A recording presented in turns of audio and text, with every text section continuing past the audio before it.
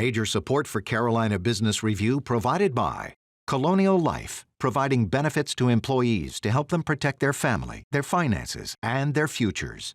High Point University, the premier life skills university, focused on preparing students for the world as it is going to be.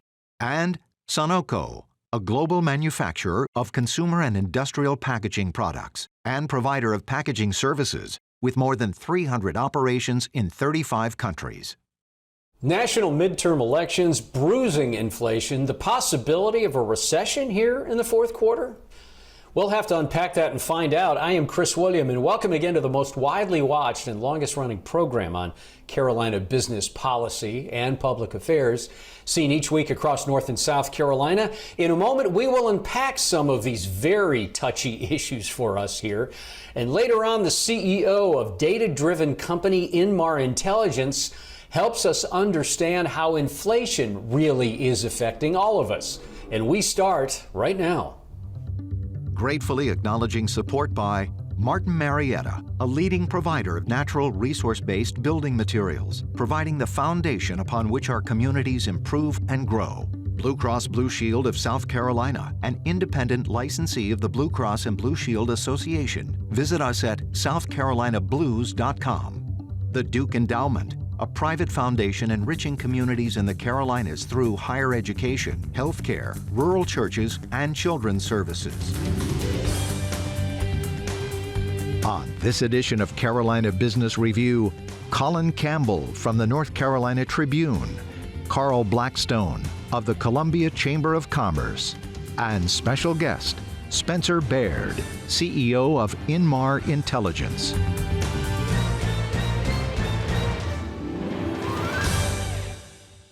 Gentlemen, welcome to our show. Boy, we got a lot. Fed aggressiveness when it comes to rising interest rates. We have student loan forgiveness. We have the ACC's, and I'll call it the big move from Greensboro to Charlotte, even though it was well telegraphed. We have midterm elections. So, Carl, let me start with you. Midterm elections, is it going to mean anything in the Palmetto State? Or is it pretty much papered over what's going on? I think it's very much papered over. I mean, it's fairly quiet. Now, there's a little bit of noise, but the numbers are the numbers in South Carolina. So I don't see any significant change anywhere. We got one election on the coast for a congressional seat that was changed by early, back in June. But other than that, it is a snoozer of an election. What would you say that about the gubernatorial race? Does McMaster have firm grip on the governor's mansion? He's got a firm grip. I mean, he's been out in front the whole time. He's got a war chest that he's been collecting for the last 6 years. And so I don't see any change there at all. Yeah. In fact, it'll be a blip. What about the old North State, Colin? What do you think is going to happen? Yeah, I think it's, the political winds are such that for the U.S. Senate race, Republican Ted Budd is probably favored to win, even though the polling does look like it's gotten a little bit tighter in the last few weeks on that race. What'll be interesting to see is the impact of sort of him not necessarily running to the middle. You see Sherry Beasley, the Democrat, sort of distancing herself from Joe Biden and a lot of the national politics and trying to run to the center. Budd is sort of doing the opposite. He's had a rally with Donald Trump in Wilmington. He's been really out front of the abortion issue and really talking about, strict abortion restrictions. So it'll be interesting to see in the final weeks of that election if that makes this a more of a tight race where Beasley's got more of a shot, but certainly, she's up against some pretty significant national headwinds. The other races here that are worth watching, control of the state Supreme Court is going to be a big issue. 2 seats are open. That'll determine whether Republicans have a majority on our state Supreme Court or Democrats, and that court has been taking up a ton of big issues like voter ID, redistricting, education funding recently. We also have control of the legislature at stake, and it's unlikely that Democrats can take control of the entire legislature, but they're essentially playing defense, trying to avoid a veto-proof supermajority for Republicans so that during the last few years of Governor Roy Cooper's term, he'll still be able to essentially have a say in policy and veto things he doesn't like. If Republicans win a few more seats, that goes out the window. Republicans do what they want in the state. Well, and it's interesting you frame it that way, for at least from North Carolina and on Jones Street, the idea that it's either going to be complete iron grip control by the Republicans or mostly controlled by the Republicans, but there's no chance for Democrats to really And I'm asking the question, Democrats don't have any chance in North Carolina beyond that? You know, they will tell you that there's a slight chance, but most of their talk is really, their messaging is really framed around playing defense. They're saying, let's protect the governor's veto, let's protect, abortion rights from further restrictions, things like that. It's a better political map for Democrats because of some of the redistricting lawsuits that we've had. But still, it would almost take a blue wave year, which nationally it doesn't look like we're going to have for even the more favorable maps to generate a Democratic majority in the legislature here. Carl, back in the summer in North Carolina, we know for sure we could not uncover this about South Carolina, but back in the summer was the first time in North Carolina history that the unaffiliated voters actually were more as a percentage of either Democrats or Republicans in South Carolina. Do you get a sense that the rise of the unaffiliates is that much, and how does that change the game, or does it? Well, South Carolina is such a different state than North Carolina. I think we're solid red. With there are parts of the state that are actually going more independent or unidentified as either Republican or Democrat. It's not going to play out this election cycle. Now, what will be interesting is the following election cycle. Will that make a difference? But with here, Governor McMaster did a great job handling the COVID response and keeping business open. So there's not a outcry for change here in the state. He has done a very good job of managing the economy here has been strong. So without some major force to change, nobody's going to do it. So I don't see the unidentified folks making a big play this election. But I think it's starting to seep in, especially along the coast. Just very quickly, McMaster following Governor Haley was maybe not the odds-on favorite for a long-term leadership role in South Carolina. Has that surprised you that he's risen to this task in most ways? I think absolutely. I mean, he's if he wins this election, which we fully expect him to do, he'll be the longest-serving governor in the history of our state. So I think he's managed well. He's a good, solid thinker. He's a smart politician. He takes calculated risks when necessary. So I think his leadership's been pretty good. Yeah, Colin, in North Carolina, and you all have covered it, you've covered this in North Carolina Tribune, but the idea that there's this back and forth with the General Assembly, but also the North Carolina Hospital Association around certificate of need and how they could use that as a bargaining chip to get Medicaid expansion as well. So handicap the idea of how much we're going to get Medicaid expansion, and will the CON ultimately go the way that everyone feels like it's going to work enough for them?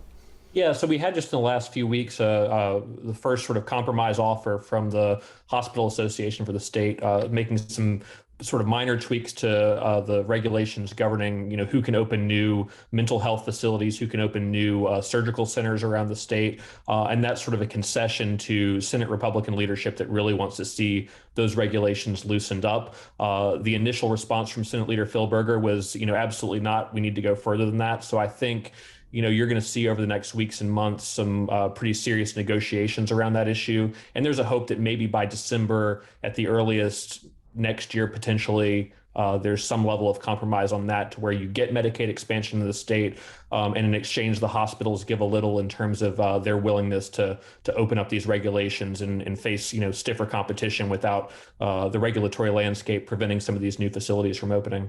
But that was a bit of a start and stop again initiative around Medicaid expansion, because many observers thought in North Carolina that was going to happen by now. Are you afraid that same thing may happen with this CON Medicaid expansion debate? Yeah, I think that's the worry. The leadership I talked to all seems pretty optimistic that this will get worked out. It's just a matter of time. But certainly we saw a lot more movement on this issue when Republican leadership sort of changed their position on this back in the spring and summer months. And it's been kind of a stalemate up until recently, and only in the last few weeks have we seen any sort of movement. Certificate of need is not lost in South Carolina, Carl. I know there is a contingent of conservative Republicans that are pushing this and seem like they've got it pretty far down the road. Is certificate of need going to go away for hospitals? I tell you what, I was surprised last year that it didn't get across the finish line. In fact, there were a couple of different bills. Some was a phase in, one was a complete end of CON. It'll be interesting to see what North Carolina does. I think that will add additional pressure to South Carolina, which we don't start. Our General Assembly doesn't come back until January. So Colin's point, we're going to be paying attention because I think that'll have a big influence on what happens in January. We've got a couple minutes left. Colin, I want to come back to you on the idea that inflation has been certainly epic and headline driving now for a while, for months. Do we really have the sense, and I promise this is going to sound like a leading question, but do we understand how broad and how deep and how epic inflation is at this point from what you're hearing from across the state? I think there's a recognition among leadership that, we've got a problem. The state budget that North Carolina passed a couple months ago is very much a, pre-recession budget. There was a lot of talk that they had all this extra, surplus money in the bank, and surely they could do tax cuts or something like that. And they ultimately decided, let's pull back this year. We need to, wait this out and see what inflation does and whether we do tip into a recession.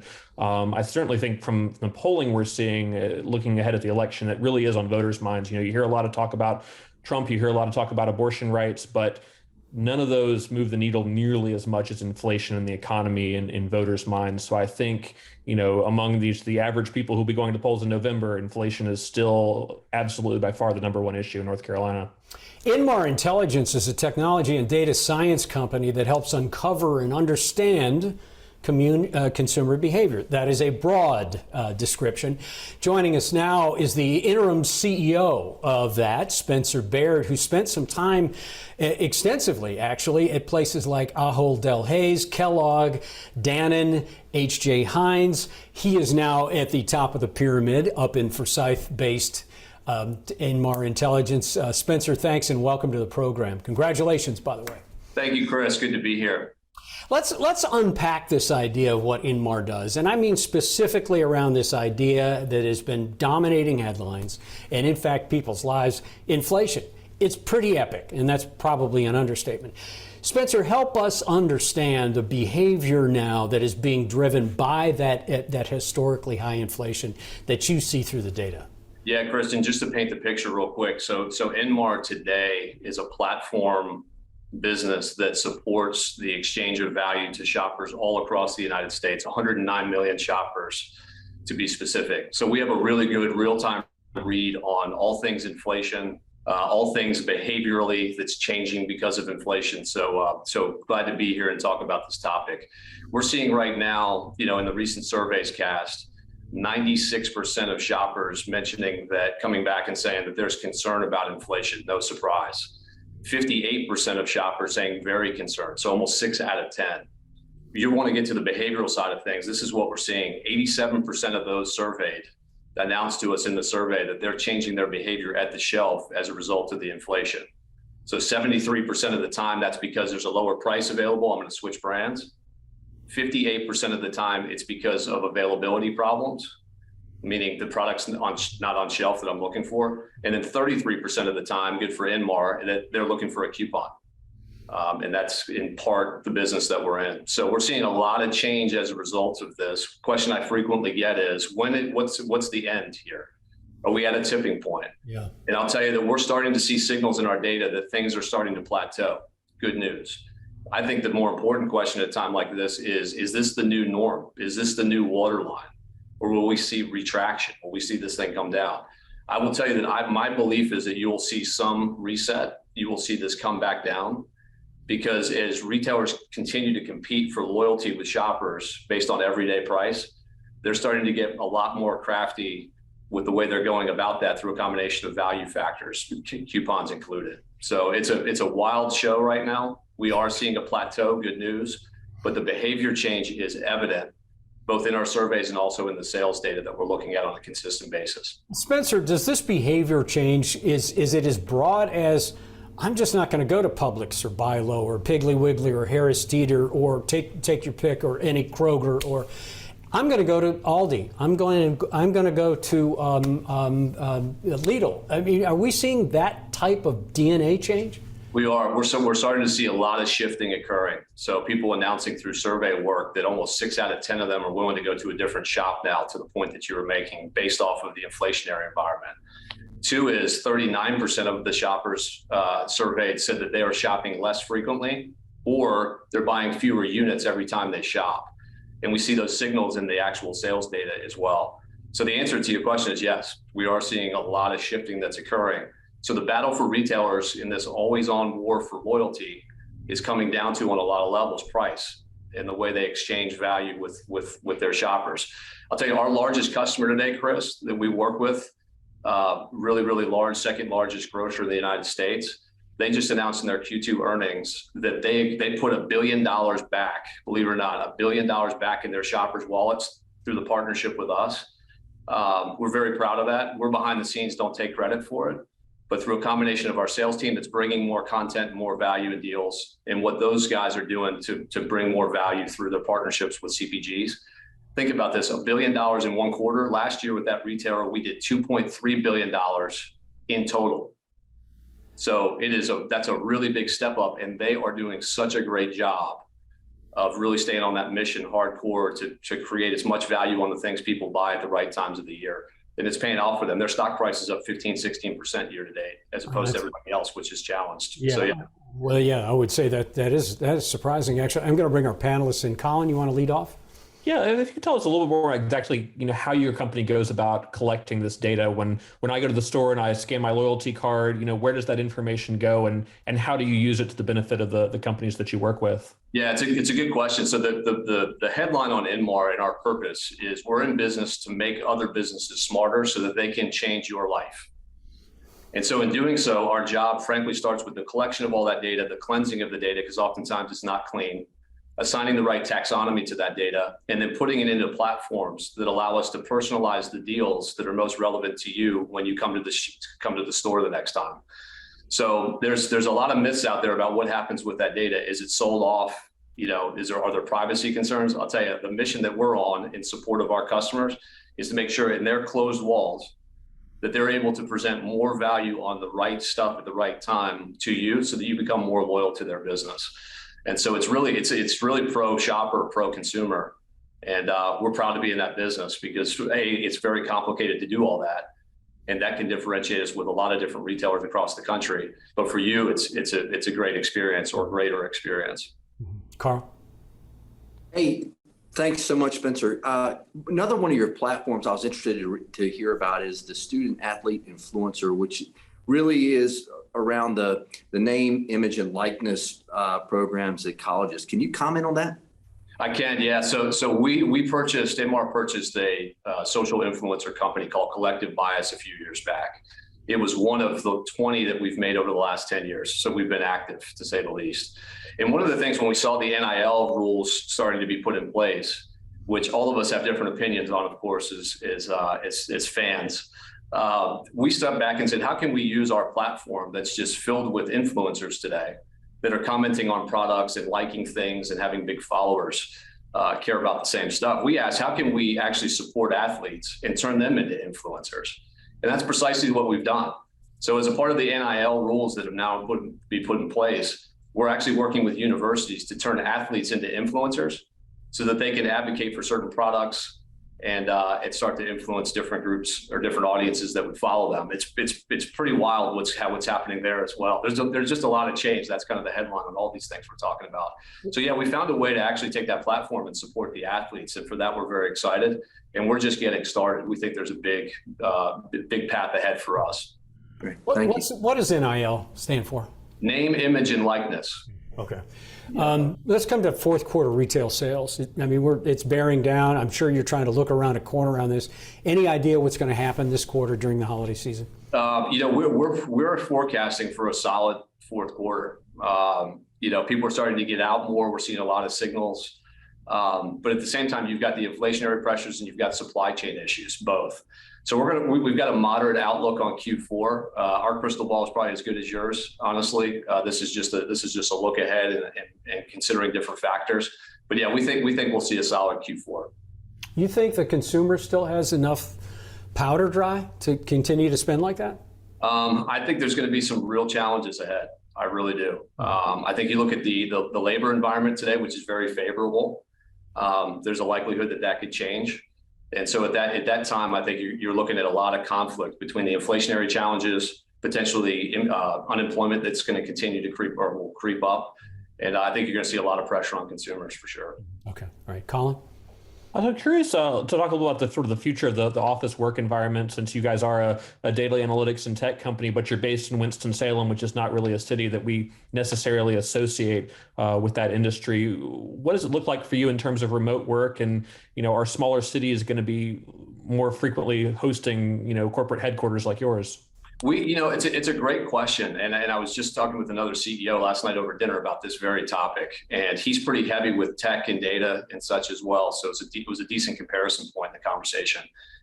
We started our exercise void of anything to do with where people work. And we just got really focused on the work itself. What is going to have to be true about our work product and the way it evolves over time in order for us to continue to sustain the growth that we've been fortunate to have over the years. And we decided within that conversation, and as we went through that kind of inventory checklist, that one of the things that's going to have to be true is that this is going to have to be a special place to work. And we're really struggling to make it special when humans are not with other humans, at least part of the time. So we've taken the stance that we're going to carry on with a hybrid approach, but we're going to be intentional about bringing people back together at moments that matter. And that is frankly universal. It doesn't matter if you're an engineer, it doesn't matter if you're a data scientist, it doesn't matter if you're playing a different role in the organization. So we see these screens as a competitive threat to us, just from the standpoint that it erodes cultural uniqueness. And we believe that cultural uniqueness is going to have to be a key element of our success going forward. So that's how we're going to start to approach it. We always announce, though, and you probably hear this from other CEOs, that we have firm beliefs that are loosely held, meaning they're always under construction. And so we're going to take steps in this direction. We're going to learn. We're going to go left. We're going to go right. We're going to pivot our way. It's not going to be a smooth eastern path for us. We don't expect it to be. And so we're going to learn our way through it. But a big challenge this is for sure. And you guys are seeing signals of this, Chris, in the unemployment data, the retention data that's coming through the system today. We're sitting today at about our forecast for the year is 18% turnover. We've actually seen improvements throughout the year. So that's down. Our forecast is actually improved. And it's frankly helping us. It's making us sharpen our game. Where was it 12 months ago for you, for Inmar? 12 months ago, we were forecasting that we would be at 21%. Okay. So yeah, we've seen some improvement. Yeah. Carl? Yeah. So 42 years of your company being in existence in Winston-Salem, kind of piggybacking off Colin, I mean, what are the strengths and what are the weaknesses of being in a major city? I mean, Winston-Salem is a beautiful place, great schools. What challenges do you have, or what are the benefits of being headquartered in a mid-market? It's a good question, and I'll tell you, I can comment on this pretty credibly. I moved from Chicago recently with the family during the pandemic, and so I'm putting a fresh lens on this. I'll tell you that the size is no indication in my mind of the potential here. And what I mean by that is the quality of the schools around us, therefore the talent that's available for us to usher us into the next generation is, I think, pretty much unmatched from what I've seen. I mean, it's phenomenal. So while maybe, mid-market just in terms of size, we look at the talent base as really the best indicator of the quality of the area. And we see it as a major strength. Challenge would be naturally that we're on the far coast. We're not in the center, and we're battling with a lot of technology companies that are on the West Coast. Mm-hmm.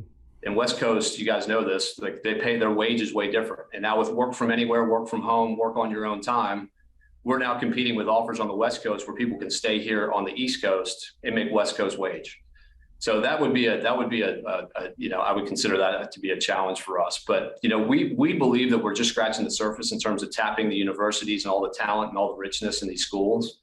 And so we're not worried about the talent base here. We love being at Winston, and you're going to see us do more and more things here innovatively. David started that through the years, and I'm going to carry that forward. It's a major competitive advantage. Spencer, we literally have about a minute left, and I want to come back to the not insurmountable, but clearly these challenges around building a culture, and I know you can't answer this in a minute, building a culture, but also making sure that your team is productive and together. How do you do that?